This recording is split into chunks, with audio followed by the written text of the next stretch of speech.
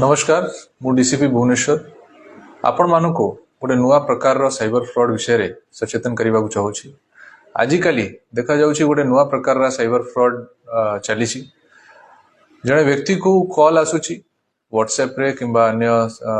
Internet या normal रे ताकू कहा जाउछि कि आपणकर गोटे पार्सल आसी जहाँ भितर कि ड्रग्स अच्छी किंबा एमती किसी इलीगल जिनस अच्छी या छड़ा ताकू कहा जाउछि कि आपन नारे गोटे वारंट आसी और आपन को अरेस्ट कर दिया जिवो आ ये सब कही कि से लोक को डरा जाउछि तापरे ए कॉल को गोटे अन्य व्यक्ति पाखरे ट्रांसफर कर दिया जाउछि जे कि तार परिचय पुलिस अधिकारी हिसाब रे दोछि आ से यूनिफॉर्म रे देखा जाउछि विक्टिम को स्काइप रो गोटे लिंक पठाया जाउछि आउ ताकू वीडियो कॉलिंग माध्यम रे ताकू कहा जाउछि कि तुमको अरेस्ट कर दिया जाइछि तमे हमर कस्टडी रे अछो तमे डिटेंशन रे अछो आ ताकू लंबा लंबा समय ताकू बसा होउछि ताकू डिप्रेस करा होउछि आ ताकू तारा जिते भी पैसा बैंक रे अछि से एफडी अछि सब विषय रे ताकू इंफॉर्मेशन निया जाउछि देखा जाइछि कि ये प्रकार रो जो डिजिटल अरेस्ट अछि ये डिजिटल अरेस्ट बेले बेले 2-3 दिन पर्यंत भी कंटिन्यू करूची आउ टोटली विक्टिम को ये माने ब्रेन वॉश करूछंती ताकू बसई की ताकू डराउछंती आ ताकू एते डराई दिया जाउची कि से निजे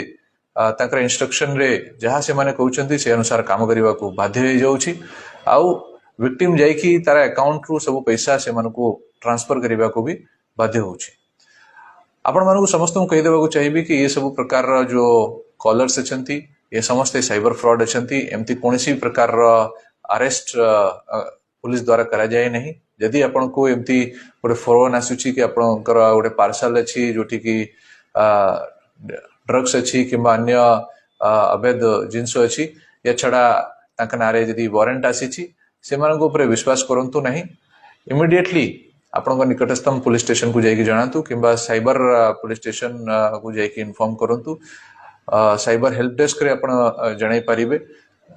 या छड़ा जदि आपण माने पैसा ट्रांजैक्शन किछि कर दी छंती तो 1930 रे कॉल करंतु और ये पैसा को हमें ट्रांजैक्शन को बंद करिबा को चेष्टा करिवो। हमारा साइबर हेल्प डेस्क नंबर होची 7440006709 ये नंबर रे आपण फोन करी कि हमको जणाई पारिबे एमती कोनसी जदि व्यक्ति आपण को फोन करूची या छड़ा I4C रो भी गोटे पोर्टल अछि जाकू चक्षु पोर्टल कहउछंती जदि आपण को जाना पड़ुची कि आपण संगरे किए साइबर फ्रॉड करबा को चेष्टा करूची आपण माने इंटरनेट रे ये जाय कि साइबर पोर्टल रे आपण माने इंफॉर्मेशन देई पारिबे ये हमको हेल्प करिवो एमती सब नंबर्स को एमती सब कॉलर्स को ब्लॉक करिवा पई